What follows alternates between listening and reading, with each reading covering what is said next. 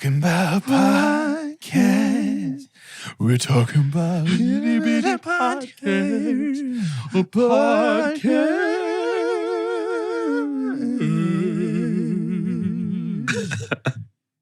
Merry Mini Monday, Chunkies. What a ride. I'm Carter. What a journey we've taken together. I'm Doge. I'm still at the beginning. I'm Jordan. I want to talk a trailer really quick. Please. As we jump this off, as we start these things, as of our recording day, it was just yesterday that Dune Part 2 trailer dropped.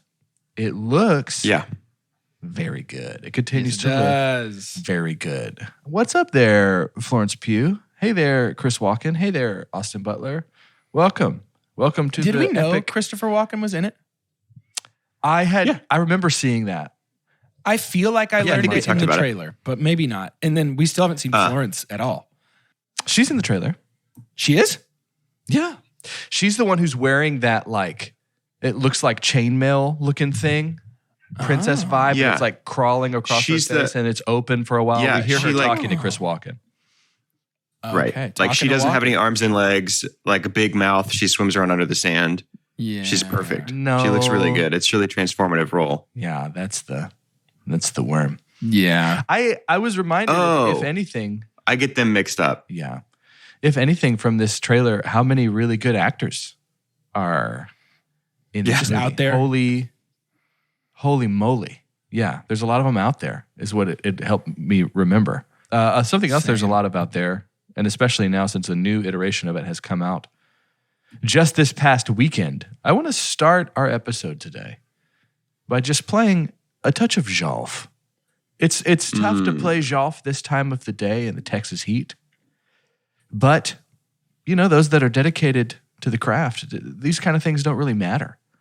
We're just gonna And heat ain't nothing but a temperature, baby. You know, that's what I always say. Ain't nothing but a temperature. If you've never heard of jjolf, that's jjolf with 3 J's. This was a game that was invented well before the other game of a similar name that involves an IMDb. No, it doesn't. It involves Rotten Tomatoes, Flickster. We do the either critic or audience reviews.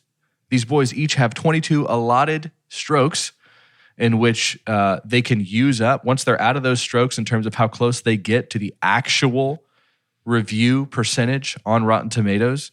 Whoever gets the most without running out wins the game. Today I want to use Indiana Jones series. And we're going to start with Raiders of the Lost Ark. The very first one.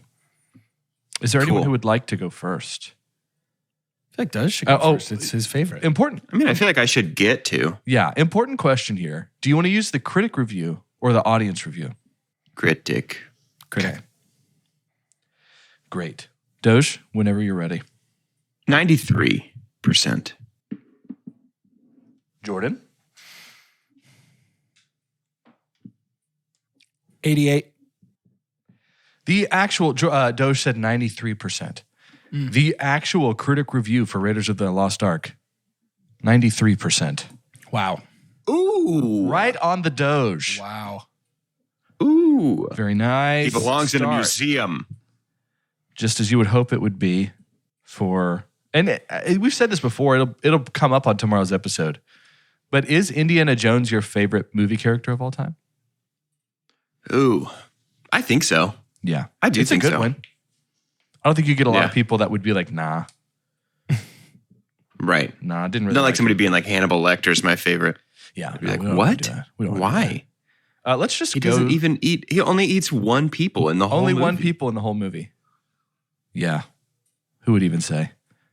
We got a Hannibal Lecter in Dial of Destiny. I forgot about that. He was we there. did.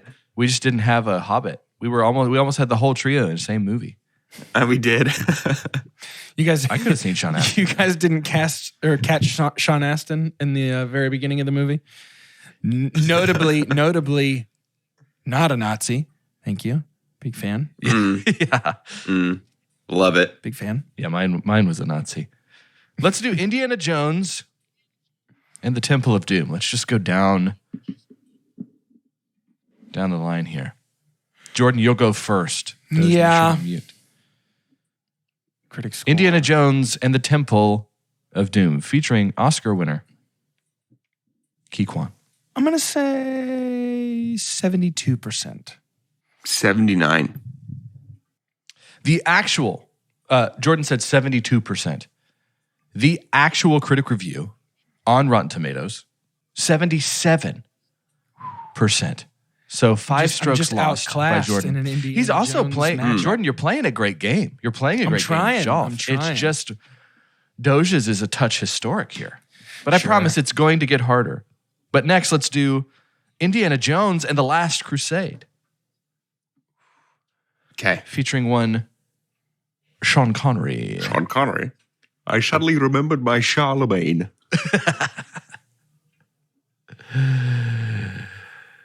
This is my favorite of the Indiana Jones movies. Same. Very same. 88%. Indiana Jones and the Last Crusade. She talks in her sleep. She talks in her sleep. 80. I suddenly remember.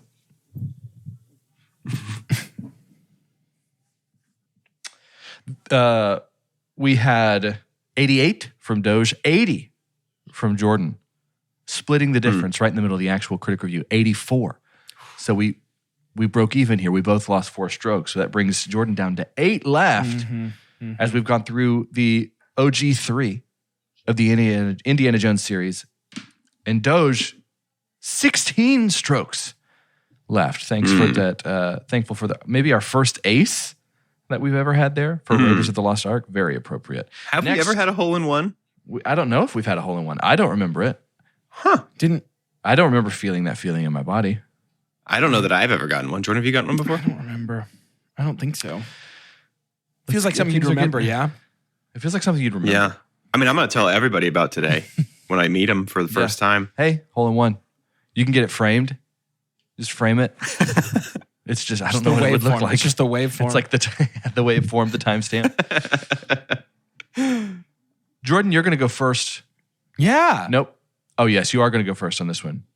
Indiana Jones and the Kingdom of the Crystal Skull. Critic review. 51%. 54%. Sorry, I had to do the big maths. That's usually what happens when we're very wrong. Oh. So obviously, let's have a conversation about this as we end off. I will say that Doge is our winner here. Yeah. The actual critic review of Indiana Jones and the Kingdom of the Crystal Skull was 77%. 77% certified fresh on Rotten Tomatoes. The audience I can score, absolutely see that. The audience score was 53%. Massive difference here. I can see that. Very interesting conversation. I want to hear more about that after we crown you, because Jordan ended with -18. There was a lot of water and sand on this final hole of Jolf. It's a tough one. Yeah. A lot of extraterrestrials. And Jordan and Doge ended with -5. Now, in Jolf, being in the negative is not good. In golf, Jordan would have killed it at 18. Crushed. Yeah.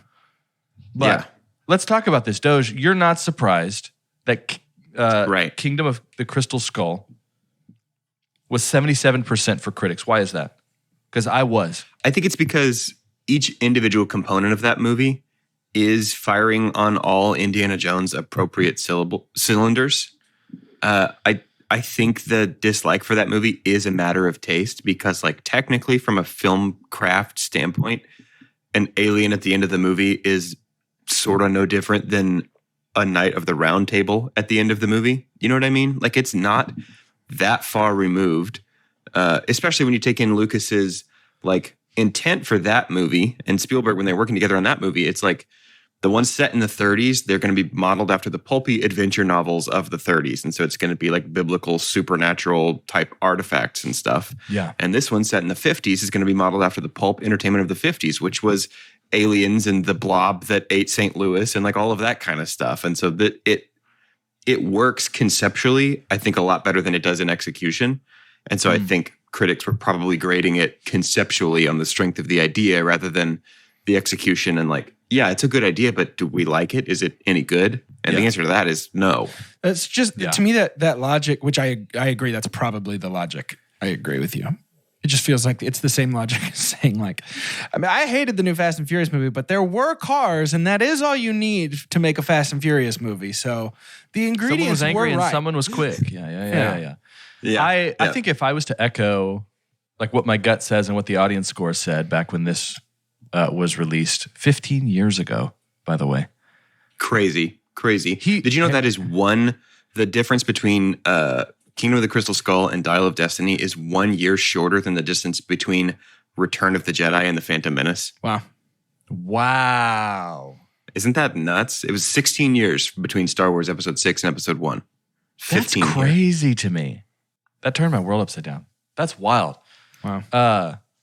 In reflection of like that audience score, for me, watching that movie, it didn't feel like our history anymore. It didn't feel like our world's history. It felt like if Bigfoot or somebody like that showed up in an Indiana Jones movie. Granted, yes. I mean, there's all these, and you know, I think they leaned into that a little bit with Kingdom of the Crystal Skull, but we have these entire civilizations that just disappear and we don't know where they went. And so it's like, oh, aliens. But it was too genre bendy. It was too much of a different genre to me. Whereas some other things that are wild can feel much more appropriate. To me personally, I don't want to get too much into what we talk about tomorrow. But Doge, congratulations on your home course. Thank you. One for the ages. Our first ace on jjolf. And now we'll do... Feels good. Feels good for it to be like on my favorite movie. Yeah. I'm not surprised that you knew that. I don't know if I could get Silence of the Lambs dead on.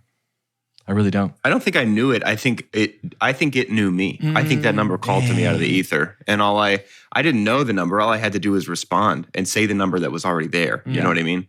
It knew me. That's the quote. That's what they're going to do in the great sports journals for this one. Let's take an ad break, and then we've got a brand new game that I am incredibly excited for. That's the one I'm excited about. Welcome back from the ads. We have a game, and I have dedicated the second half of our episode. Thank you. In its entirety to this. We were throwing around the idea quite a while ago about there are in pop culture, in just news, there are really interesting stories. One that stands out to me is Gwyneth Paltrow and the skiing accident in which she was being sued.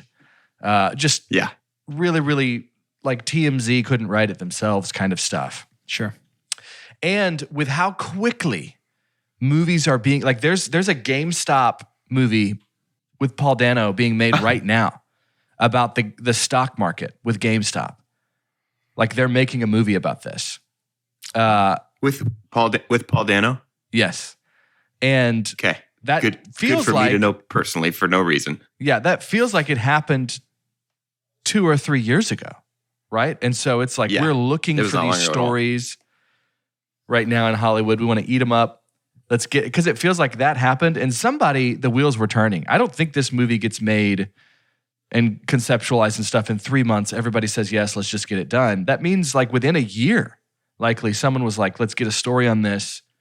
Let's make it happen. We were talking about biopics the other day and how it's kind of odd that Elton John feels like a touch of an outlier in terms of like Oscar-y, like biopic stuff because he's still alive and there was this big biopic about him. That was almost Jamie Foxx with Ray Charles, but as just before that movie hit the big screens, Ray Charles had passed away. And so really, really interesting stuff. But I thought, especially in the midst of this writer's strike, I've always been impressed by what the three of us can do in terms of putting a story together. And it's not like you haven't had conversations with your friends, those of you listening, of like, who would you cast as blank? This real life person. It can even be fun. Like we've done it before of like, who would play us in a movie? But there's a much bigger chance that our story for today could be on the big screen someday. Sure. And we need to talk about the Elon Musk, Mark Zuckerberg beef that has turned into maybe a cage match. This story alone, even if it's just speculation, this is enough for the writers of the world to completely latch on. There's plenty of movies that are like based on a true story, loosely based on a true story. Today's game, though, is called B.O.A.T.S. It's an acronym based on a true story. So we're going to jump in the boat. We're going to ride the wave. We're going to navigate the seas. And I want us to cast as if this was going to happen. And we'll talk about the main players as I tell a bit more about this story. Elon Musk and Mark Zuckerberg, even if you hadn't heard they had beef, it feels like most people that hear it for the first time get it for some reason, because here we have these two gazillionaires that seem to have somewhat of an ego. What? It's a very nice way of saying a little. It's a very nice a little way of saying bit. it. Each having made individual news for over a decade. It feels like Zuckerberg's been around for a long time, and then Musk came on the scene. Over a decade for both, and now we have this beef because Elon Musk just really likes to push buttons. He is chaotic neutral.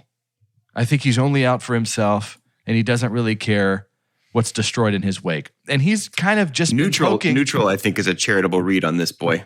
Chaotic for sure. Neutral is a charitable read on Elon. But let's keep going. Yeah. You say instead of evil, chaotic evil? Yeah. Yeah, we'll say it, chaotic evil. That he's just like been poking Zuckerberg for a while and then ultimately said, cage match. It's just like, let's just fight. Let's get it out there and actually fisticuffs this stuff. Which by the way, I want to be super clear, the single douchiest thing you can possibly do. Yeah. Yeah, absolutely.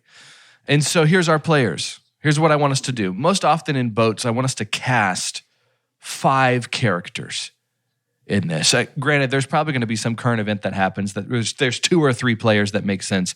And maybe we even manifest another one just for fun. Because it does feel like that happens sometimes in these biopics. At least one that would feel a little bit in the flavor that this kind of story would. But I need 5 individuals cast here. 1, Mark Zuckerberg, who we've seen before as Jesse Eisenberg. I decided, and I talked to Jordan, I think he also said, like, no repeats. No, this is not The Social Network 2. We can't do we're that. not doing. Even though Eisenberg 2 or 3 years ago, I saw an article that he said he'd be down to play Mark Zuckerberg again. I'm like, cool. It's probably because you don't really have to do anything different to play him, right, Jesse, but that's very nice of you. And we need to cast Elon Musk. We need to cast Dana White, who is the somewhat commissioner president of UFC, who is a close player in making this happen. He wants it to be through the vein of UFC fighting. So that means if this cage match happens, it's probably UFC rules, which means, punch, kick, grapple. You can kind of do a little bit of everything. It's not boxing. And it feels like for some reason that UFC is a bit more appropriate for if something random like this happens than boxing. Boxing feels like it would be silly. Everybody's just kind of bouncing around. And then we have... You heard it here first. Carter thinks boxers are silly. No. I've watched some like marquee boxing matchups that were boring because everybody's really fast. Everybody's dodgy. The fact that you can grapple somebody changes a match completely. If I can catch you and you can just give up, right? Then we have Joe Rogan, who, if anything is going to be talked about with Dana White, it's also going to be Joe Rogan. Joe Rogan also seems to be somewhat of the mouthpiece of this, right? What a perfect person to throw into a messy thing like this. And then finally, this is one that I came up with. He's usually so good and cool and smart, though. There's a fun article out there. There's a handful of them about how, why would Zuckerberg say yes? Because really, Elon Musk has about, I think, 4 to 5 inches, like half a foot on Zuckerberg, and like 60 pounds. And so it feels I believe it's 6 inches, 40 pounds, according to the 6 article. 6 inches, 40 pounds on Zuckerberg. And so it's kind of like... But that's what Brazilian Jiu-Jitsu does. Who says the playing Brazilian field. Jiu-Jitsu. So we happen to know that Zuckerberg has been dabbling relatively seriously. He's pretty proud of it into some Brazilian Jiu-Jitsu. So maybe he gets to try that out on Elon Musk. This story just keeps getting better. So I need us to also cast in that 5th spot the instructor of this Brazilian Jiu-Jitsu for Mark Zuckerberg. Can we cast in reverse order?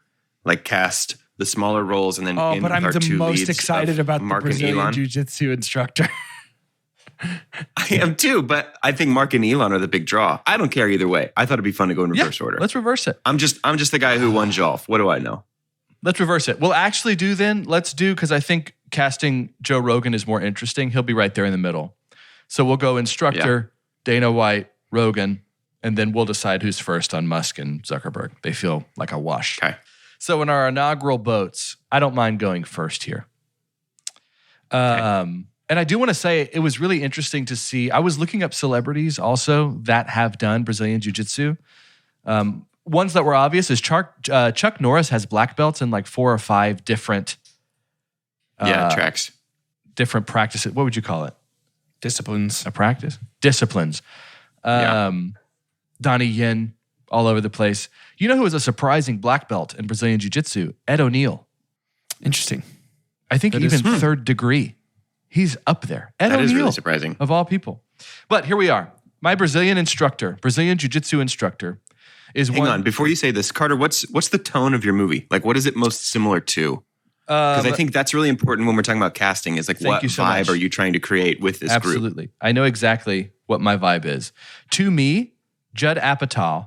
Do I ever say his name right? Apatow? Apatow? I think it's Apatow. It's a Judd Apatow flick. To me, in this sense. Who, it comes with his own whatever. But it's somebody that's like, to me, it's comedy. It is kind of think it like has when to we made The Interview and we cast Carter, Kim the Jong-il. interview is my exact inspiration. The interview is my touchstone point as well. Okay, Yeah. cool. So we're all Feels aiming like- for kind of the same vibe. Yeah. Quote unquote, like world powers and then smaller characters in just chaos. Like it's ridiculous. Yeah. And I think what we're doing, you have to, with like a Zuckerberg or an Elon Musk in this situation, caricatures of. It's over the top. It's made to make fun of them. We all have the same jiu-jitsu instructor. I can feel it right now. You don't. I don't think you do. Because I wanted to pick someone native of Brazil. Oh, interesting. No, we don't then. Okay. Someone who I think is actually really funny, and he's been in a lot of big stuff. Rodrigo Santoro. Do you know who that is? I don't think I do. He was in Westworld. He's the man in black. He's like, Oh, cool. Yeah. He was in Love Actually. He's like the nerdy The guy. Man in He Black was in Westworld? He's Hector. Not the man in He's black. not the He's man. Hector. He wears Okay. all black. You mean He's Ed not Harris? The man in black. No, not Ed Harris. He was in Lost. He was Xerxes in 300. Anyways, I think Cool, he'd be fun. good for it, and he actually looks like he could do some jiu-jitsu. I think it would be fun to just have him in there because a lot of my money spending in terms of casting, even though in a hypothetical we've got endless amounts of money, is on my final 4. But yeah, I've got Rodrigo Santoro as our Brazilian jiu-jitsu instructor. Nice. Because I like I like him. I like this gorgeous Brazilian man, fit man being opposite Mark Zuckerberg. Sure. It's just bizarre and funny to me. Yeah. So who's up next? I'll go next since Jordan, you're most excited about yours. My Brazilian Jiu-Jitsu instructor for Zuckerberg is a fellow nerd who does not actually practice Jiu-Jitsu, but just knows a lot about it and can basically give you the perfect equation for the perfect arc of your kick. And it is going to be played by Danny Pudi. Okay. Interesting. What else has Danny Pudi been in? Community, baby. He's Abed in Community. Oh, yes. I love that. Vertiget. Rodrigo Santoro, Danny Pudi, Yeah. Jordan. For me, this was the only one on the list that I knew before I sat down to make the list. Like I read Mark Zuckerberg's Brazilian Jiu-Jitsu instructor, and I was like, okay, that's done. Let's move on to the rest of these people. And this is the casting that helped me pick the rest of my cast. And in my head, this is who the movie's about. It's about a washed up Brazilian Jiu-Jitsu instructor who has a chance to send someone into a massive fight. And I had to pick somebody That's whose funny. energy matched my conversational experience with Brazilian Jiu-Jitsu. So with that said, for my movie, Zuckerberg's Brazilian Jiu-Jitsu instructor will be played by none other than Danny McBride. That's incredible. Yeah, that's incredible. the exact flavor. That's really good. That's really good. He never takes off his gi the whole movie. He's just in his uniform the entire movie. Feels like Pineapple Express, Danny McBride a little bit. Yeah, there would obviously be a scene where somebody comes to his house after hours and knocks on the door, and he's got a silk gi as his pajamas. Like he just has different versions. He has a dress gi with like a tie and. Yeah, I love that. Who did y'all have any other? Were there any other close competitors there? For Danny Pudi barely beat out Hank Azaria for me for this role. Oh, nice. Oh, awesome! I thought Sting would be fun as the Brazilian Jiu-Jitsu instructor. That would be fun. And he's just like, and you have to hold. Now let's go. You have to hold the position for hours. Hours and hours. We're going to push you to the limits and beyond. Let's move on to Dana White. This is our UFC president, the guy who's kind of going to run things. Sure. And I mentioned this to the guys just today. It was offered by Rome for this fight to happen at the Coliseum. There's speculation that it's even possible. So we got to cast the Pope. If it was in the if it was in the Coliseum, I think you could only really have hundreds of people there. So it's kind of like, is the Coliseum maybe even the backdrop for this? Because a cage match, you just need a cage. My cast for the Pope is Jonathan Banks. Great. Yeah, I'll take it.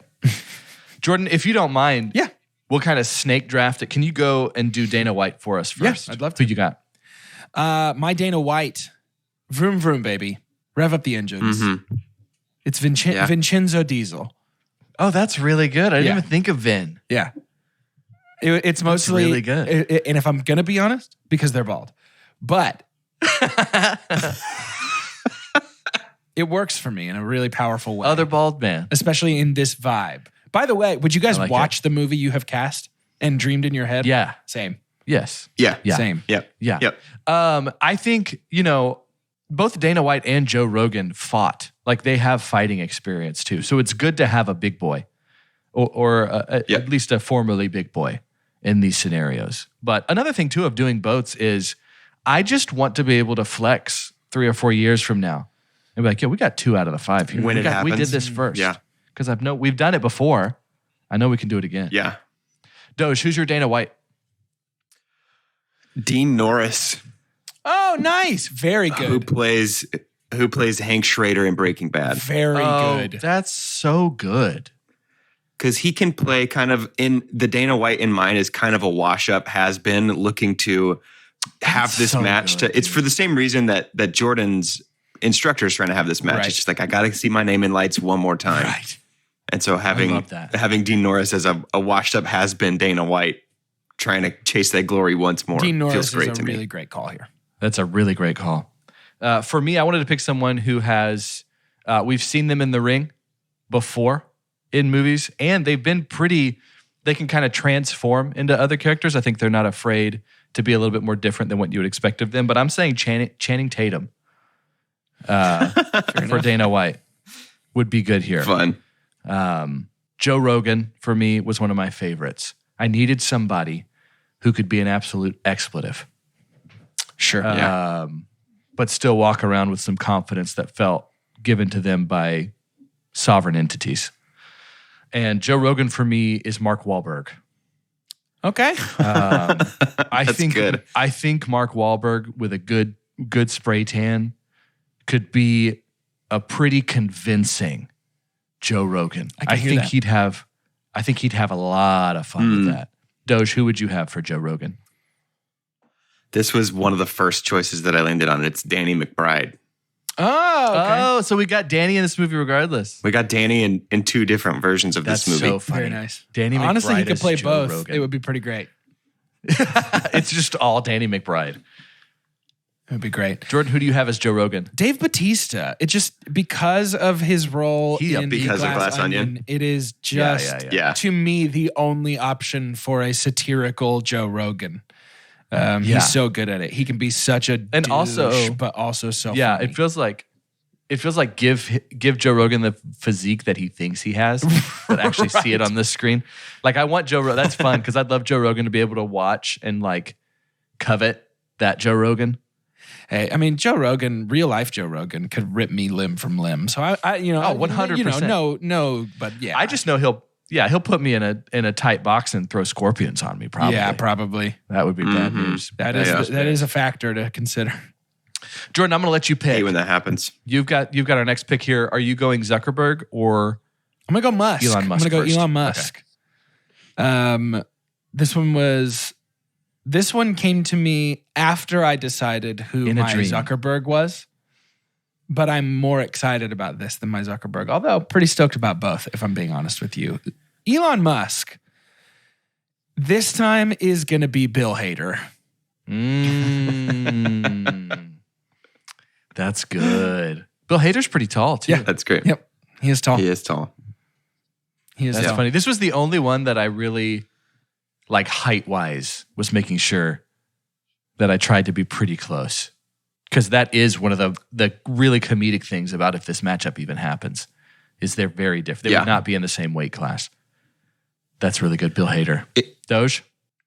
So for these, I kind of defaulted to the Bert and Ernie rule, where you need one orange-shaped man and one banana-shaped man to make a pair of things funny. And Elon Musk is the orange-shaped man. And so I was looking for an orange-shaped man for this. And I think the closest I can get, and I think maybe he'll be sort of the straight man in this comedy, is Paul Dano.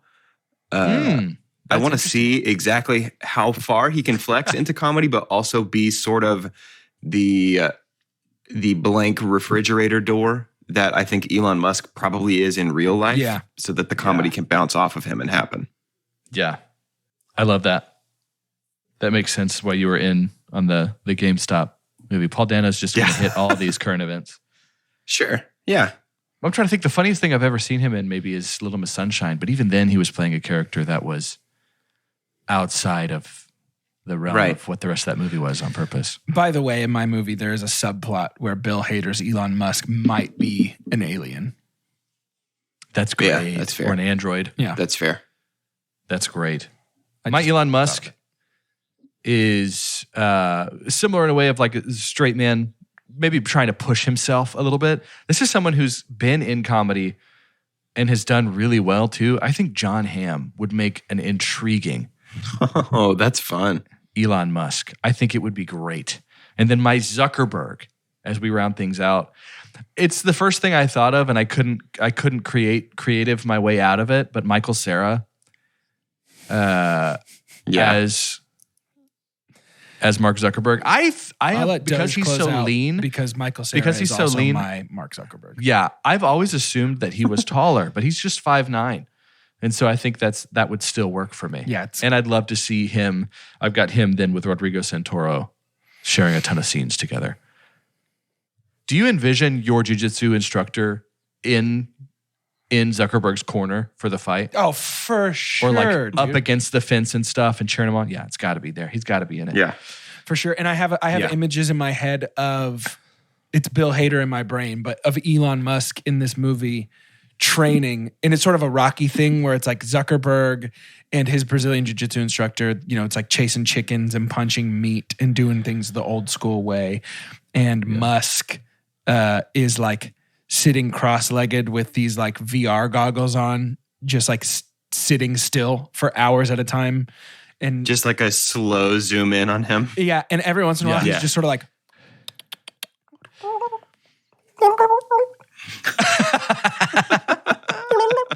I like it. By the way, the cover of this movie is Bill Hader and Michael Cera forehead to forehead, and in between the space between their chins is, yes, Danny McBride with his hands together, 100%. Yeah. Yep. Adam Scott is playing Mark Zuckerberg in my movie. Yeah, very good. Because him and Danny Pudi are going to be two small nerds trying to do math about how to fight one big nerd. That's amazing. Zuckerberg wins in I my love movie, that.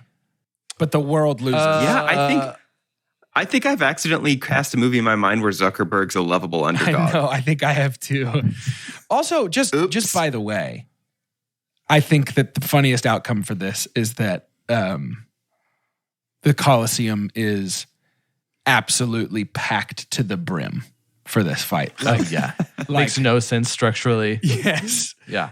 Like crazy full. Yeah. Yeah. To end today's episode, in my mind, I didn't even think about who would win. I don't mind. It would be so ridiculous that it could be that maybe not in a UFC style, but more in a WWE style, like Justin Timberlake shows up reprising the same role he had in Social Network and he wins somehow. I just think it's just silly. To end today's episode, great first boats, man. We could be boats people. It's that guy, the boats guy, who got famous. That Twitter. He's a CEO of some company on Twitter, and he's got long hair and a beard. And he kind of blew up because all of his tweets were like, "My company pays fair wages. My company." It's amazing what people can do when you give them time to spend time with their families. Which, if he's legit about all that, great. I'm very proud of you. But he out of nowhere just sprints in and knocks them both out to end the fight. I think is also great. Naruto runs in there.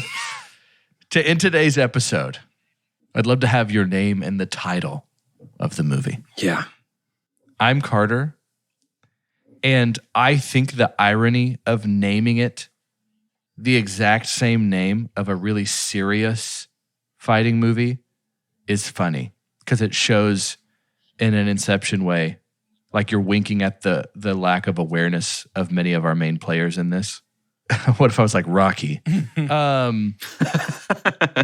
This movie would just be called Ali. Very good. I'm Doge, and this movie's called The Duel. Very good. I also took inspiration from another movie about fighting. I'm Jordan. This is $1 Billion Babies. Oh. Yeah. That's really good. Gosh dang it, dude. The end is just they both fall on a chair in each of their respective corners.